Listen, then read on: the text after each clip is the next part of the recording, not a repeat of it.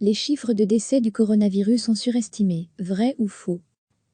Variables selon l'âge, ce sont les premières minutes d'une vidéo YouTube qui circule sur les réseaux sociaux. Elle commence en voix off, sur un ton grave, par ces mots. Bonjour, les informations que vous allez voir ne proviennent pas de docteurs isolés ou de sites complotistes. Elles proviennent de spécialistes. Le document se donne donc une apparence de caution scientifique. Le début du propos, les chiffres que les médias nous donnent sont faux. L'argument, dans la majorité des cas, les gens décèdent de différentes causes, mais lorsqu'ils sont porteurs du coronavirus, on considère que c'est ce coronavirus qui en est la cause. 1. Les chiffres que les médias nous donnent sont faux. Les chiffres de décès quotidiens en Belgique relayés par les médias sont ceux enregistrés par Science Anno et rapportés par le centre de crise. Ils figurent en toute transparence, et maintenant en données ouvertes, sur le site internet de l'organisme. Là où il manque encore de la clarté, c'est sur le nombre de décès du Covid-19 dans les maisons de repos belges. Ces données-là ne sont pas détaillées. Affirmer que les chiffres donnés par les médias sont faux, c'est prétendre que les hôpitaux tronqueraient à la hausse le nombre de décès dus au Covid-19. Or, un décès est un décès, il est enregistré, signalé et matérialisé par un corps, un cercueil, un certificat de décès indiquant la cause. Ajoutons que les décès dus au Covid-19 en dehors des hôpitaux et des maisons de repos ne sont pas répertoriés. 2. Dans la majorité des cas, les gens décèdent de différentes causes. Il est exact que parfois, les patients victimes d'une infection à coronavirus sont porteurs d'une autre pathologie. Parfois, mais pas toujours. On appelle cela la comorbidité. Définition, selon le Larousse, c'est l'association de deux maladies, psychiques ou physiques, fréquemment observées dans la population, sans causalité établie, contrairement aux complications. Regardons les chiffres existants en Belgique. Il s'agit des facteurs de comorbidité pour les patients admis à l'hôpital pour le Covid-19, et donc pas lors des décès. Le tableau ci-dessous, publié par Science Anno dans son bulletin épidémiologique du 26 mars, présente ces comorbidités préexistantes des patients lors de l'admission. Que disent les chiffres de Science Anno? Parmi les patients hospitalisés, 35,5% souffraient déjà d'hypertension artérielle, 29,2% de maladies cardiovasculaires, 19,8% de diabète et 14,4% de maladies pulmonaires chroniques. A l'inverse, 31,1% des personnes hospitalisées n'avaient aucune comorbidité préexistante identifiée. Cette comorbidité, ou combinaison de facteurs de risque, est variable selon l'âge des patients. Plus ils sont jeunes, moins ils sont atteints d'une maladie chronique antérieure à l'infection.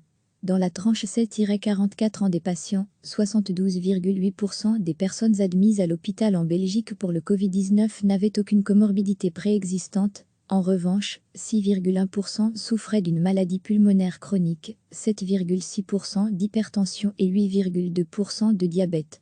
Le pourcentage de patients uniquement atteints du coronavirus diminue pour les 45-64 ans. Cependant, il reste considérable. 45,2% n'avaient aucune maladie identifiée avant l'infection. Pour les 65 ans et plus, la part des personnes atteintes du Covid-19, sans maladie chronique ou facteur de fragilité, descend à 14,3%.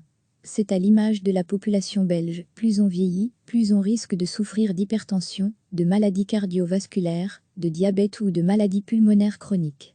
La vidéo analysée ici poursuit en affirmant que par exemple, en Italie, 99% des ceux qui ont le coronavirus étaient atteints d'une autre maladie. Vrai ou faux?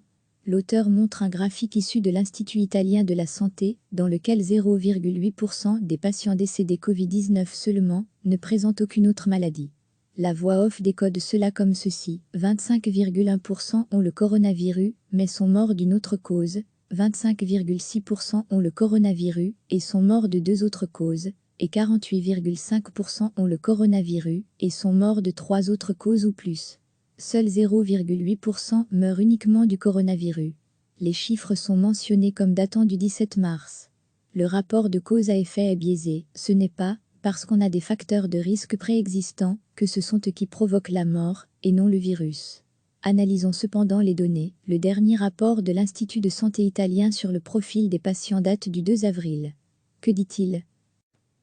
Les données cliniques de 1102 patients décédés à l'hôpital montrent que 2,8% ne présentaient aucune comorbidité et non 0,8%. 22,1% avaient une seule pathologie, 23,9% en avaient deux et 51,3% en avaient trois ou plus. Il est logique que la comorbidité influence à la hausse le taux de décès. Les chiffres italiens présentés dans la vidéo ne sont pas corrects. Le nombre de personnes décédées uniquement du coronavirus est 3,5 fois plus élevé qu'affirmé, 2,8%, et non 0,8. Par ailleurs, le principal problème du propos est le raisonnement. On peut vivre toute sa vie avec un diabète ou une hypertension traitée et contrôlée, mais c'est bien la contamination par le virus qui, en facteur surajouté, provoque le décès. Prenons une image simple, un homme de 65 ans prend des médicaments contre l'hypertension. Selon l'enquête de santé 2018 de Sciences Anno 2018, il est comme plus d'un Belge sur 3. En effet, chez nous, 35,3% des hommes de plus de 65% souffrent d'hypertension. Imaginez, il traverse la rue et se fait heurter par une voiture. Arrivé à l'hôpital, il est admis aux soins intensifs. Après plusieurs jours, le tableau se dégrade et la personne décède. Dira-t-on qu'elle est décédée de son hypertension et non de l'accident de voiture, sur un tableau de santé fragile? Point d'interrogation. Or, c'est le raisonnement fallacieux de la vidéo, affirmer qu'on ne meurt pas du coronavirus lorsqu'on a d'autres maladies. Le Covid-19 tue et fait son sale travail, même s'il a des alliés de passage. Toutes les maladies chroniques, dont souffre une bonne partie de la population belge, et qui sont un gros enjeu de santé publique. Recevez chaque matin l'essentiel de l'actualité. Ce sont les premières minutes d'une vidéo YouTube qui circule sur les réseaux sociaux. Elle commence en voix off, sur un ton grave, par ces mots. Bonjour, les informations que vous allez voir ne proviennent pas de docteurs isolés ou de sites complotistes.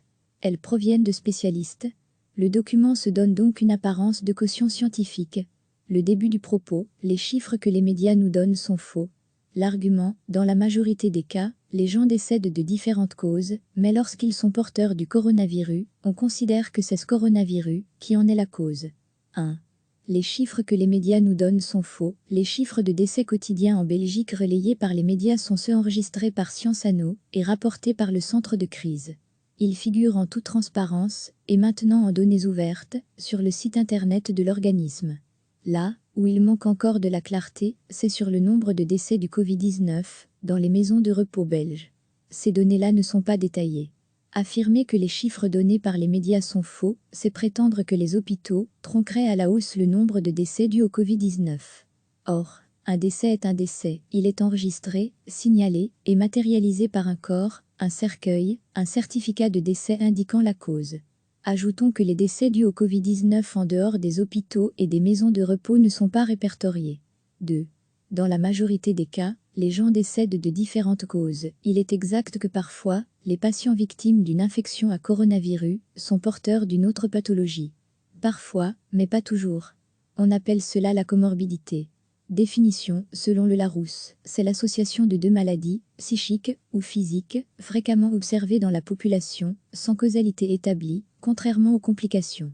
Regardons les chiffres existants en Belgique. Il s'agit des facteurs de comorbidité pour les patients admis à l'hôpital pour le Covid-19, et donc pas lors des décès.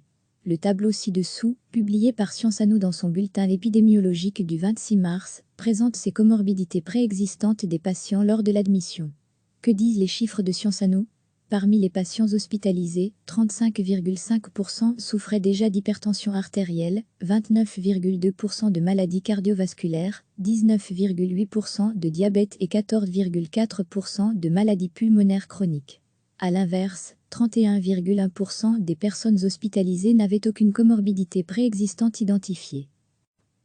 Variable selon l'âge. Cette comorbidité, ou combinaison de facteurs de risque, est variable selon l'âge des patients. Plus ils sont jeunes, moins ils sont atteints d'une maladie chronique antérieure à l'infection. Dans la tranche 7-44 ans des patients, 72,8% des personnes admises à l'hôpital en Belgique pour le Covid-19 n'avaient aucune comorbidité préexistante. En revanche, 6,1% souffraient d'une maladie pulmonaire chronique, 7,6% d'hypertension et 8,2% de diabète. Le pourcentage de patients uniquement atteints du coronavirus diminue pour les 45-64 ans. Cependant, il reste considérable. 45,2% n'avaient aucune maladie identifiée avant l'infection. Pour les 65 ans et plus, la part des personnes atteintes du Covid-19, sans maladie chronique ou facteur de fragilité, descend à 14,3%. C'est à l'image de la population belge. Plus on vieillit, plus on risque de souffrir d'hypertension, de maladies cardiovasculaires, de diabète ou de maladie pulmonaire chronique. La vidéo analysée ici poursuit en affirmant que par exemple, en Italie, 99% de ceux qui ont le coronavirus étaient atteints d'une autre maladie. Vrai ou faux? L'auteur montre un graphique issu de l'Institut italien de la santé, dans lequel 0,8% des patients décédés Covid-19 seulement ne présentent aucune autre maladie. La voix off décode cela comme ceci: 25,1% ont le coronavirus, mais sont morts d'une autre cause, 25,6% ont le coronavirus et sont morts de deux autres causes, et 48,5% ont le coronavirus et sont morts de trois autres causes ou plus. Seuls 0,8% meurent uniquement du coronavirus. Les chiffres sont mentionnés comme datant du 17 mars. Le rapport de cause à effet est biaisé. Ce n'est pas parce qu'on a des facteurs de risque préexistants que ce sont eux qui provoquent la mort, et non le virus. Analysons cependant les données. Le dernier rapport de l'Institut de santé italien sur le profil des patients date du 2 avril. Que dit-il? Les données cliniques de 1102 patients décédés à l'hôpital montrent que 2,8% ne présentaient aucune comorbidité et non 0,8%. 22,1% avaient une seule pathologie, 23,9% en avaient deux et 51,3% en avaient trois ou plus. Il est logique que la comorbidité influence à la hausse le taux de décès. Qu'en conclure? Les chiffres italiens présentés dans la vidéo ne sont pas corrects. Le nombre de personnes décédées uniquement du coronavirus est 3,5 fois plus élevé qu'affirmé, 2,8% et non 0,8. Par ailleurs, le principal problème du propos est le raisonnement. On peut vivre toute sa vie avec un diabète ou une hypertension traitée et contrôlée, mais c'est bien la contamination par le virus qui, en facteur surajouté, provoque le décès. Prenons une image simple, un homme de 65 ans prend des médicaments contre l'hypertension. Selon l'enquête de santé 2018 de Sciences Anno 2018, il est comme plus d'un Belge sur trois.